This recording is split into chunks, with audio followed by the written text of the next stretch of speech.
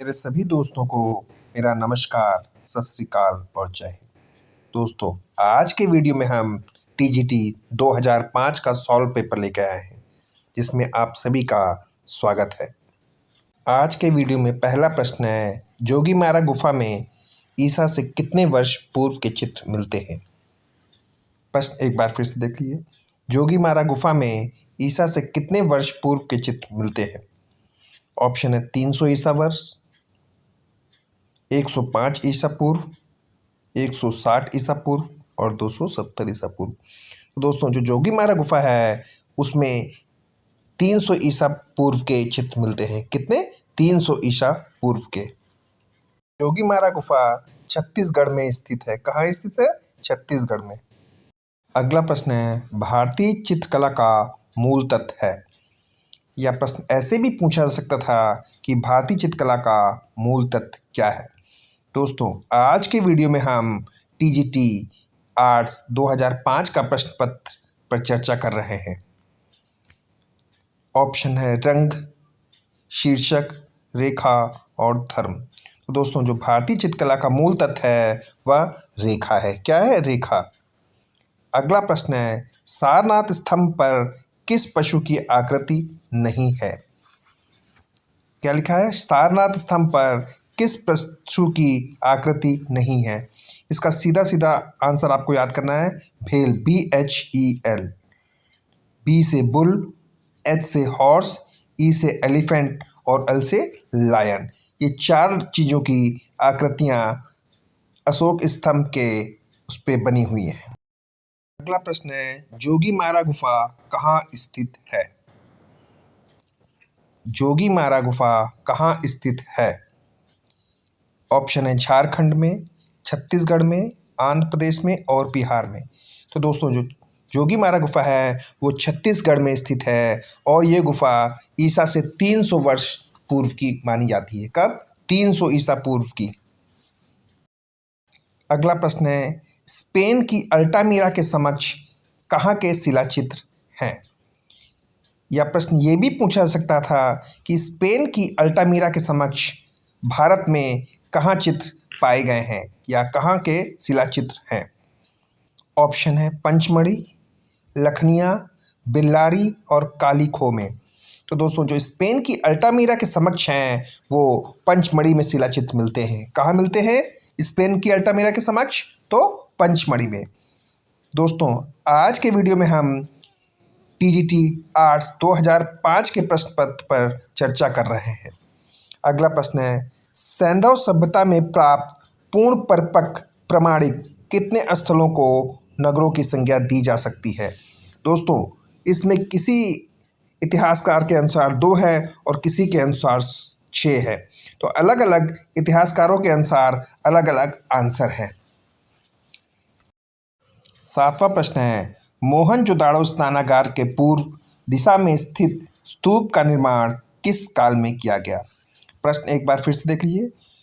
मोहनजोदाड़ो स्नानागार के पूर्व दिशा में स्थित स्तूप का निर्माण किस काल में किया गया था? ऑप्शन है कुषाण काल, मौर्य काल, शुंग काल और सातवाहन काल।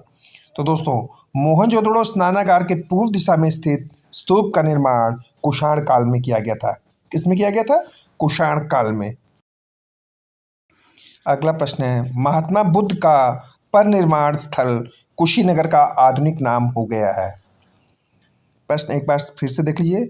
महात्मा बुद्ध का परिनिर्वाण स्थल कुशीनगर का आधुनिक नाम हो गया है। ऑप्शन है पटना, कसाया, गया, सैदपुर भीतरी।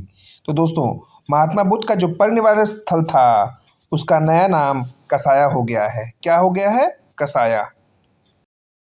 अगला प्रश्न है, इंडिका नामक पुस्तक लिखित है।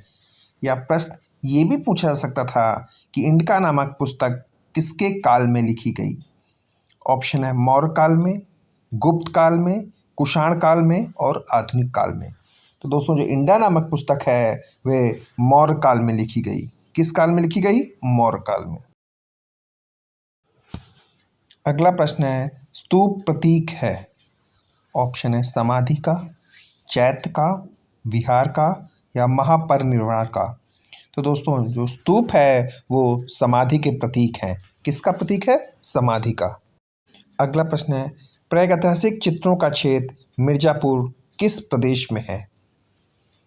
ऑप्शन है उत्तर प्रदेश में, मध्य प्रदेश में, राजस्थान में और बिहार में। तो दोस्तों जो मिर्ज़ापुर है वह उत्तर प्रदेश में स्थित है। कहाँ स्थित है? उत्तर प्रदेश में। अगला प्रश्न है, प्रसिद्ध देवगढ़ का मंदिर उत्तर प्रदेश के किस नगर के समीप है? प्रश्न है, प्रसिद्ध देवगढ़ का मंदिर उत्तर प्रदेश के किस नगर के समीप है? ऑप्शन है आगरा, ललितपुर, कानपुर और गढ़मुक्तेश्वर। तो दोस्तों जो देवगढ़ का मंदिर है वो ललितपुर के नज़दीक है। किसके? ललितपुर के समीप या नज़दीक है। अगला प्रश्न है, लिंगराज मंदिर स्थित है? ऑप्शन है महाबलीपुरम में, पुष्कर में, उड़ीसा में और तंजौर में।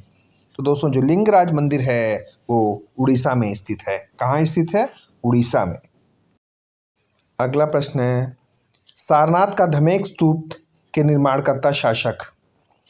ऑप्शन है मौर्य वंश, कुषाण वंश, शुंग वंश और गुप्त शासक या गुप्त वंश। तो दोस्तों जो सारनाथ का धमेक स्तूप है उसके निर्माणकर्ता शासक गुप्त है। कौन है? गुप्त।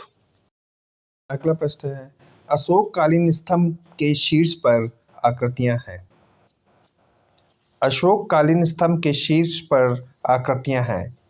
ऑप्शन है यक्ष यक्षिणियों की, राजाओं की, पक्षियों की और पशुओं की।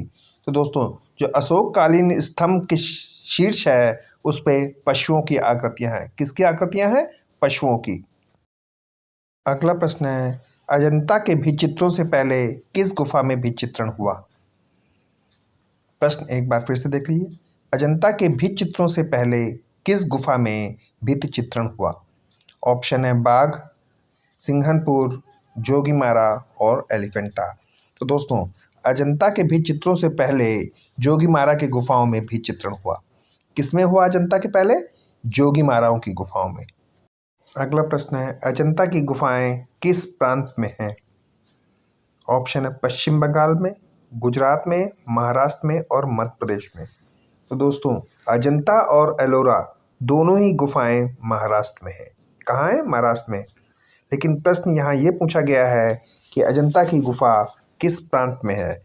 तो अजंता की जो गुफाएं हैं वो महाराष्ट्र में है। कहाँ है? महाराष्ट्र में। अगला प्रश्न है, महात्मा बुद्ध का गृह त्याग अजंता की किस संख्या गुफा में चित्रित है? या प्रश्न ये भी कह सकते हैं, महात्मा बुद्ध का गृह त्याग अजंता की किस गुफा में है? ऑप्शन है 16वीं, 14वीं, 17वीं और पहली।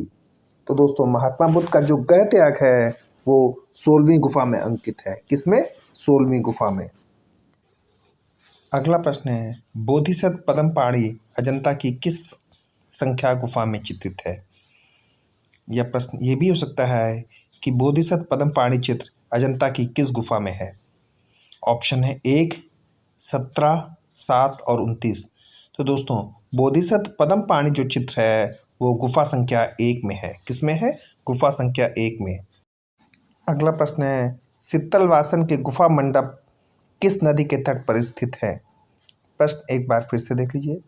शीतलवासन के गुफा मंडप किस नदी के तट पर स्थित है? ऑप्शन है ब्रह्मपुत्र, पापरा, कावेरी और कृष्णा। दोस्तों इसका आंसर भी बोर्ड समय अनुसार अलग अलग सही करता रहा है। कभी वो कावेरी सही करता है और कभी वो कृष्णा। तो इसमें दोनों ही आंसर सही हो सकते हैं, लेकिन बोर्ड का निर्णय जो मान होगा वही इसका आंसर सही है। अगला प्रश्न है, कंदरिया महादेव मंदिर स्थित है? ऑप्शन है रामनगर में, नागौर में, छतरपुर में और कानपुर में। तो दोस्तों जो कंदरिया महादेव मंदिर है वो छतरपुर में स्थित है। कहाँ स्थित है? छतरपुर में। अगला प्रश्न है, पल्लव कला के अंतर्गत किन कला केंद्रों का विकास हुआ? प्रश्न एक बार फिर से देख लीजिए। पल्लव कला के अंतर्गत किन कला केंद्रों का विकास हुआ? ऑप्शन है खजुराहो, एलोरा, महाबलीपुरम और लिंगराज मंदिर। तो दोस्तों पल्लव कला के अंतर्गत महाबलीपुरम का विकास हुआ। किसका? महाबलीपुरम कला केंद्रों का विकास हुआ। अगला प्रश्न है, बेरुल नाम से जाने जाने वाली गुफा है? या प्रश्न ये भी पूछा जा सकता था कि बेरुल नाम से कौन सी गुफा जानी जाती है? ऑप्शन है एलोरा, बाघ, सित्तल वासन और एलिफेंटा। तो दोस्तों जो बेरुल नाम से गुफा जानी जाती है वो एलोरा है। कौन सी गुफा है? एलोरा गुफा बेरुल नाम से भी जानी जाती है। एलोरा गुफा जो है महाराष्ट्र के औरंगाबाद के पास स्थित है। कहाँ स्थित है? महाराष्ट्र के औरंगाबाद के पास। और महाराष्ट्र में ही अजंता की गुफाएं भी स्थित हैं। कौन सी गुफाएं? अजंता की भी। अगला प्रश्न है, चंदेल शासकों द्वारा निर्मित चतुर्भुज मंदिर कहाँ स्थित है? चंदेल शासकों द्वारा निर्मित चतुर्भुज मंदिर कहाँ स्थित है?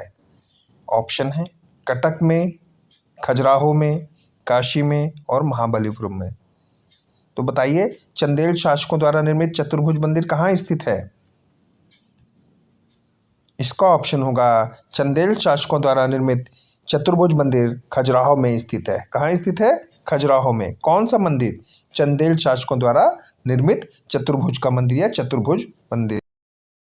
अगले प्रश्न की तरफ बढ़ते हैं। बादामी की गुफाएं किस शैली का प्रतिनिधित्व करती हैं? बादामी की गुफाएं किस शैली का प्रतिनिधित्व करती हैं? ऑप्शन है चोल, चालुक्य, गुप्त और गांधार। तो दोस्तों जो बादामी की गुफाएं हैं वो चालुक्य शैली का प्रतिनिधित्व करती हैं। किस शैली का? चालुक्य शैली का। अगला प्रश्न है, सम्रांगण सूत्रधार के लेखक हैं?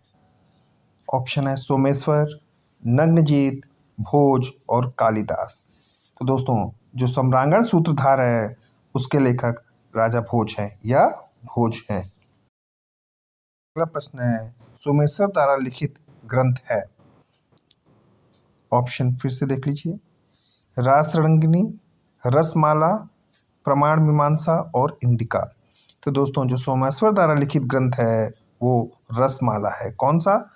रसमाला। अगला प्रश्न है, जैन धर्म के अनेक तीर्थकर किस सचित पोथी में चित्रित हैं? प्रश्न एक बार फिर से देख लीजिए, जैन धर्म के अनेक तीर्थकर किस पोथी में सुरक्षित हैं? बसंत विलास में, चित्रकल्पद्रुम में, कालकाचार कथा में और कोई नहीं। तो दोस्तों इनमें से ज़्यादातर जो आंसर सही किया गया है कि जैन धर्म के अनेक तीर्थकर कालकाचार कथा में चित्रित हैं, लेकिन कुछ लोग इसका आंसर चित्रकल्पद्रुम भी मानते हैं। क्या मानते हैं? चित्रकल्पद्रुम। दोनों ही ऑप्शन सेकंड और थर्ड दोनों ही मानते हैं।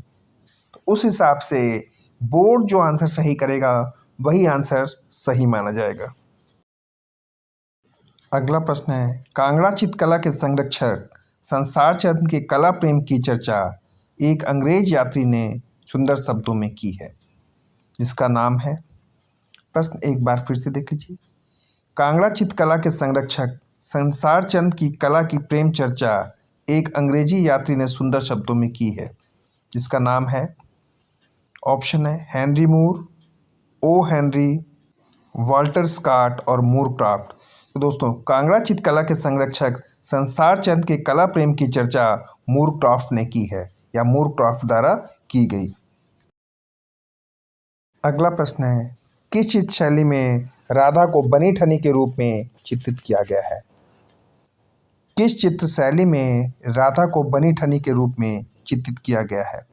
ऑप्शन है जयपुर, कांगड़ा, किशनगढ़ और कुल्लू। तो दोस्तों राधा को बनी ठनी के रूप में किशनगढ़ शैली में चित्रित किया गया है। किस शैली में? किशनगढ़ शैली में राधा को बनी ठनी के रूप में चित्रित किया गया है। और दोस्तों बनी ठनी का चित्रण किशनगढ़ के प्रसिद्ध चित्रकार निहाल चंद द्वारा किया गया और बनी ठनी की मूर्ति का निर्माण जयपुर के रहने वाले अर्जुन प्रजापति ने किया था। किसने किया था? मूर्ति किसने बनाई थी बनी ठनी की? अर्जुन प्रजापति में, जो जयपुर के रहने वाले थे।